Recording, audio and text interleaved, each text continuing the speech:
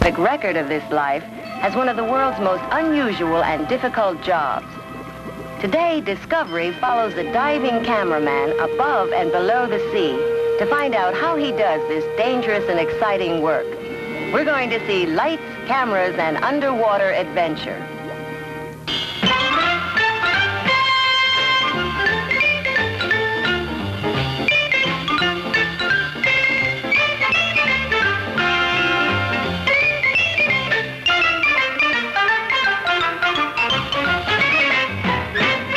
Discovery 69, the award-winning program for young people with Bill Owen and Virginia Gibson.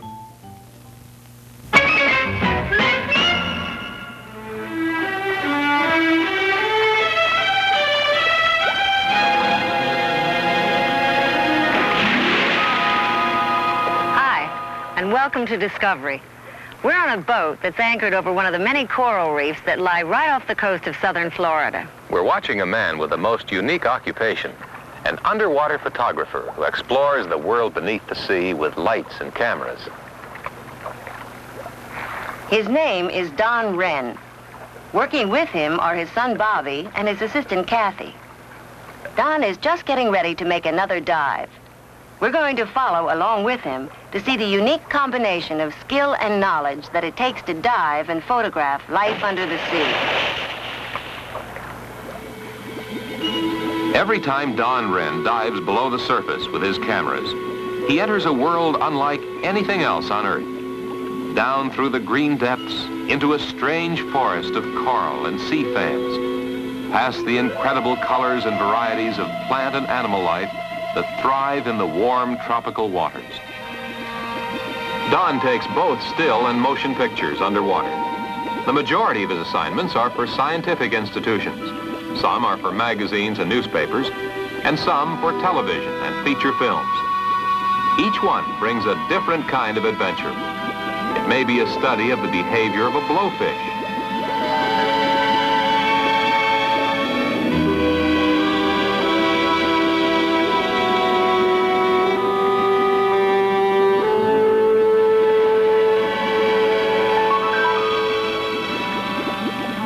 it may be diving over the remains of a sunken shipwreck, filming the work of treasure hunters as they sift the bottom for relics from the graveyard of an old Spanish galleon. An underwater cameraman learns to live with danger every time he makes a dive. He must be wary of the stinging spines of sea urchins, or branches of fire coral that can burn the skin if you brush against them. And often divers have become so distracted by the unique beauty beneath the sea that they have drifted far from the protection of their boats.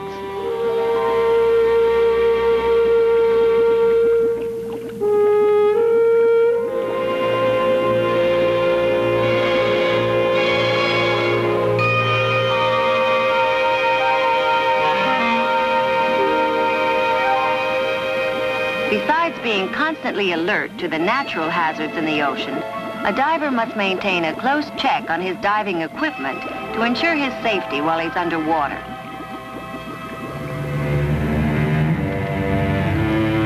The most dangerous work of all is one that Don has made a specialty of. He has probably filmed more live sharks underwater than any other cameraman.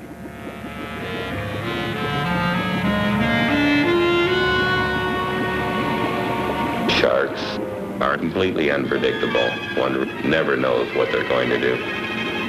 They're a large animal to begin with. When you start working with a 400 or 500 pound shark in front of the camera, not only can they take the camera quite easily, but when we handle sharks for a feature film where we've got a 13 or 14 foot shark, and you're holding on to him knowing that he could turn, and in one bite, you could lose an arm or a leg. We are professional in how we handle these specimens, and we're doing it as a business. And of course there is a certain amount of risk. I've had a number of occasions on assignments where sharks have literally grabbed the camera housing and shaken it. It takes a combination of a good cameraman and being somewhat of a stunt man.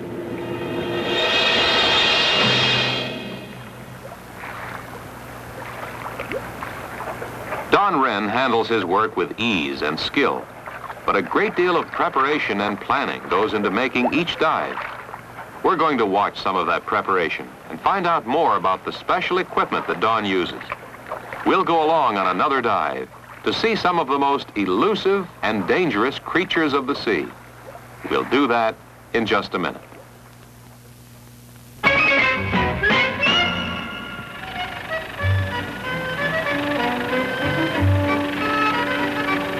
For Don Wren, being a professional is more than just taking pictures underwater.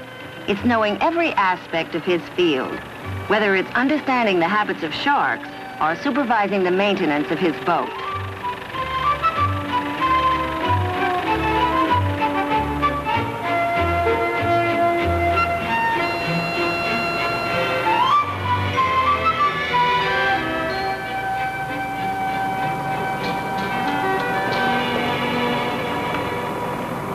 One of the advantages of having a father who's an underwater cameraman is that you get to share in some exciting experiences. Bobby Wren is 17 years old, and he's been diving since he was 6. He's been working with his father for the past several years, learning to use the cameras and to handle the lights, tanks, and all the rest of the gear that must be carefully prepared before every trip. Check the generator, the gas. Okay. How many in this now? Give it a good 8 or 9 pumps, really. We let that rest then for 3 or 4 minutes, and we'll put a test on it to make sure it's holding air. All right. Don has also trained his assistant, Kathy, to work along with him, both onshore and underwater. It helps to have a few extra hands when it comes to checking out all of the equipment, and it has to be done carefully. You can't afford to have any mistakes underwater. In addition, there are some very special kinds of equipment for the photographic work. They use both waterproof still cameras and motion picture cameras that must be protected in waterproof housings, with controls mounted on the housing to let Don focus the lenses and adjust the exposure, all while underwater. Although they use regular scuba gear for diving, Don has to carry several extra tanks for each person to allow them to make repeated dives. Each tank has enough air for about 1 hour on the bottom.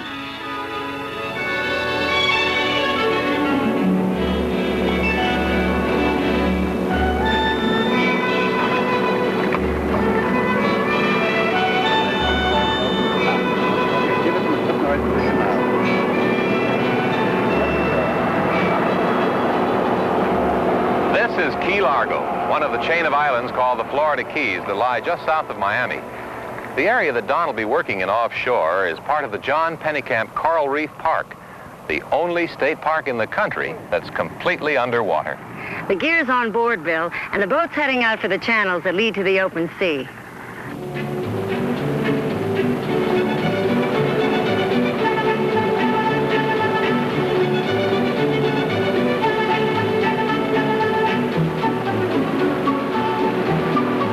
The park is 11 miles long, and within its boundaries there are hundreds of species of coral and other marine life. It is especially rich in marine specimens because it has the only bed of living coral to be found along any of our coastlines.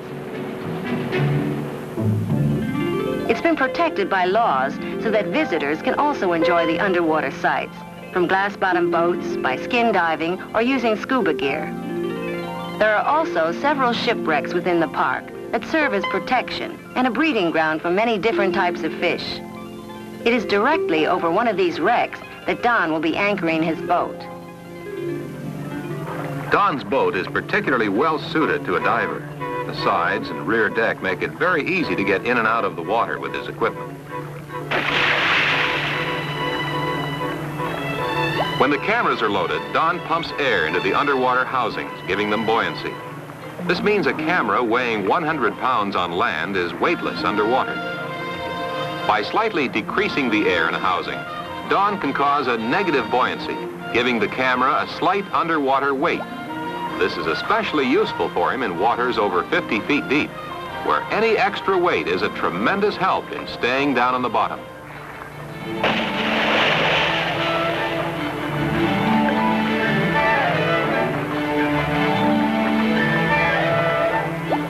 This two-way mirror is just one of the many pieces of equipment Don has developed for use in underwater photography.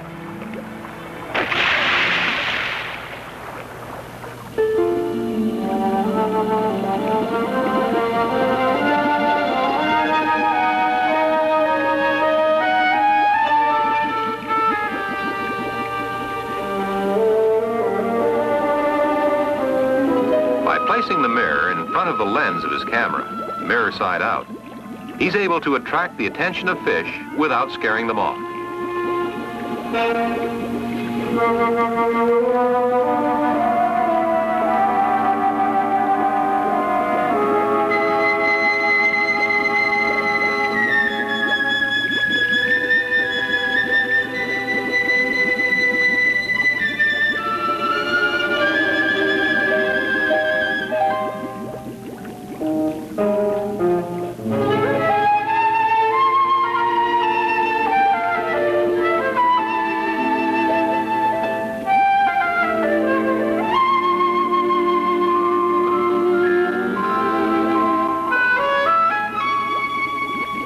This parrotfish, intrigued by its own reflection, makes a willing and cooperative subject for Don and his camera. Normally, the presence of a diver with a camera would intimidate this fish, but because it's preoccupied with its reflection, the fish isn't aware of the diver.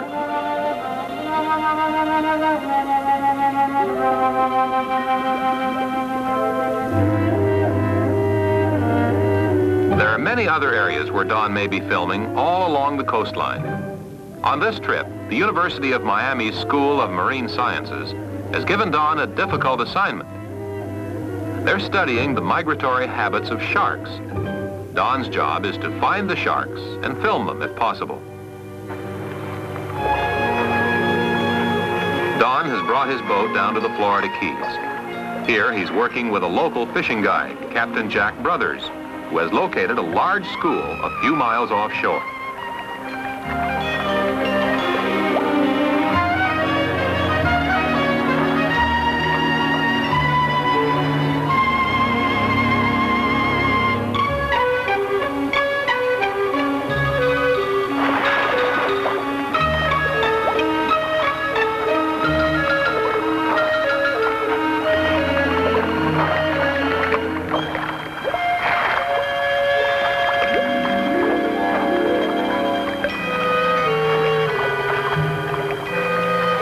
Protection, a swimmer will swim along with him, carrying a bang stick, a long metal rod with a live shotgun shell on the end.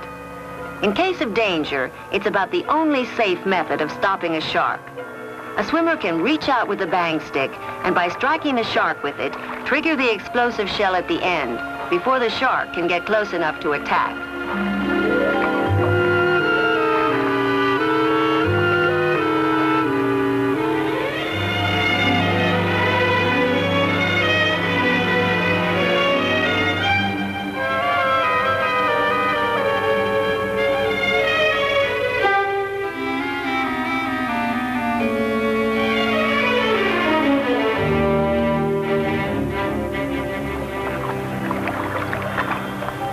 The kind of photography that Don Wren is able to do is helping scientists make new discoveries about some of the mysteries of underwater life.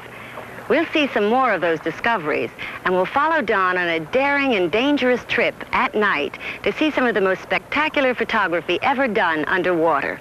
We'll do that in just a minute. Because of the abundance of marine life and the exceptionally clear visibility of the tropical waters, Don Wren's home base is Florida. But he also travels to other areas around the world on many different assignments. This time it's the Virgin Islands with scientists from the Letterly Laboratories who are searching the undersea world for the presence of valuable antibiotics. Don has been asked to go along to help the scientists locate specimens and to make a photographic record of their research. First, samples of the tiniest forms of marine, plant, and animal life are collected in a plankton net, a long muslin net with a jar at the end. The forms of marine life collected in a plankton net are so small they usually cannot be seen by the naked eye and must be viewed through a microscope. Then they begin collecting larger forms of underwater life. Using sharp knives, they cut different varieties of coral and sponge. Gathering the specimens of sponge alone is a long and difficult job.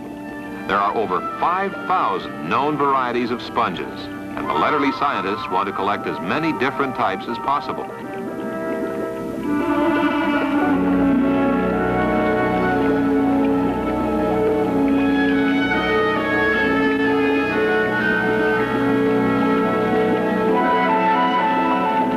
scientists put the specimens in collection nets and send them up to the surface to the research boat, where they'll be carefully sorted and packed in alcohol-filled jars.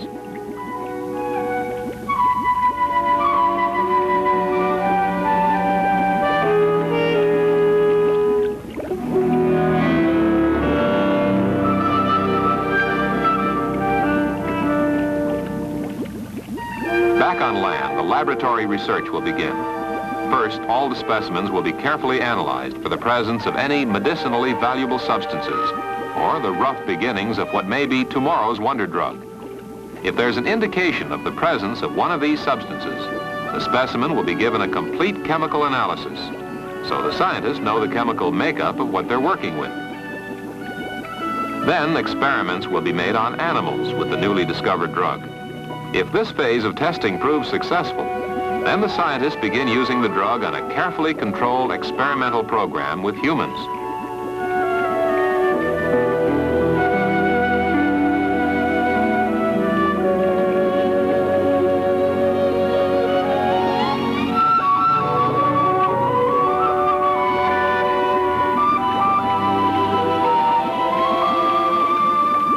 Scientists estimate it takes about 7 years of careful research and experimentation before a drug is ready to be marketed.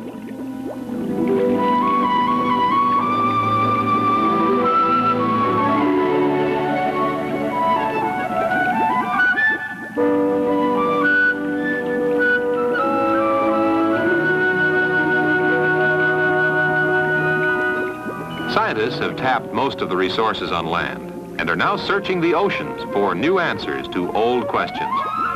Finding antibiotics in marine life is just one of the many areas where scientists are turning to the sea.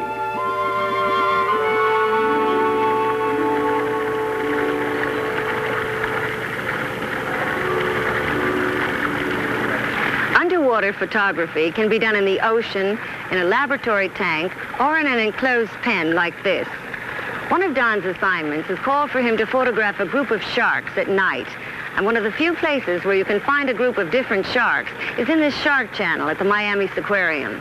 In order to work safely in the channel, a shark cage has been placed in the water ahead of time. When the lights and equipment are ready, Don and Kathy will get into this cage to do their underwater filming.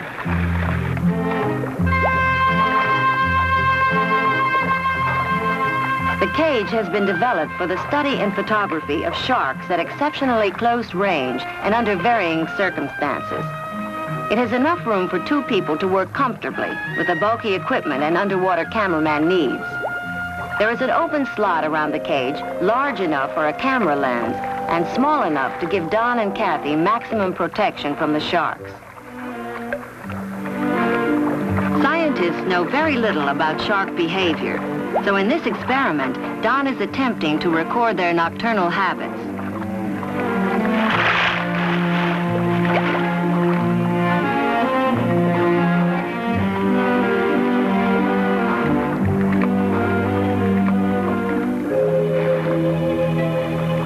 The special portable lighting equipment that Don Wren uses has opened up a whole new field of filming underwater. The effects are truly remarkable. The colors and life forms of the daytime take on totally new colors in the reflected lights. The creatures that inhabit the ocean are revealed to man in a new way.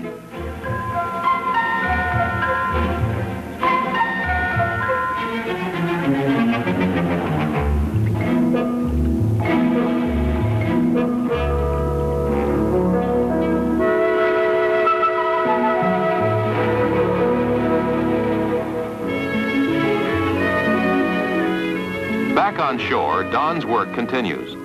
In order to photograph some of the smallest marine specimens, special tanks and microscopic cameras are used.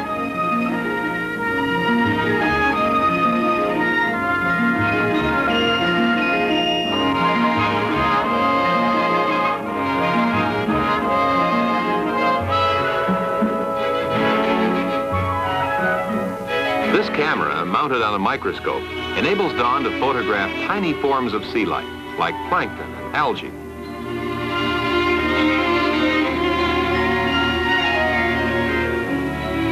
Accomplishing all these difficult and dangerous tasks as a matter of everyday life is a tribute to the skill and ability of a dedicated man. By making a photographic record of the strange and mysterious undersea life, his work is helping scientists gain new knowledge and providing all of us with greater understanding of the hidden wonders of the sea.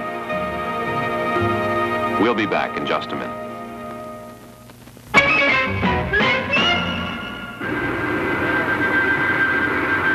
As we've seen today, there are tremendous challenges and exceptional rewards in exploring the world beneath the sea. We hope you've enjoyed today's program, and if you'd like to find out more about underwater adventures, then ask your librarian for any of these books.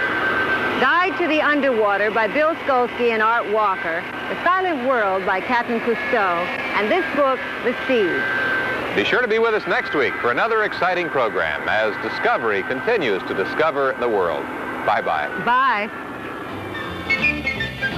The Discovery Production Unit's domestic transportation and promotional consideration provided by United Airlines.